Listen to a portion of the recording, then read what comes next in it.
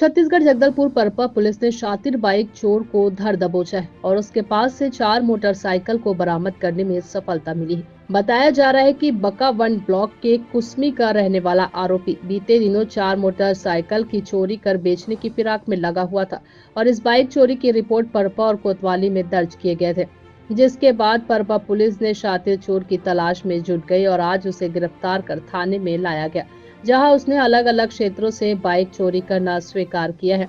इधर मामले को लेकर सीएसपी जगदलपुर ने बताया कि उक्त चोर के कब्जे से 4 मोटरसाइकिल को बरामद किया गया है और आरोपी के खिलाफ मामला दर्ज कर न्यायिक रिमांड पर न्यायालय में पेश किया गया है। जगदलपुर से विजय पचौरी की रिपोर्ट। मोटरसाइकिल चोरी के प्रकरण में थाना परपा को एक बड़ी सफलता मिली है। आरोपी सेवकलाल उर्फ सतीश सिन्हा निवासी एकटागुड़ा कुसमी थाना बकावंड से थाना परपा की टीम ने चोरी के 4 मोटरसाइकिल को बरामद किया है।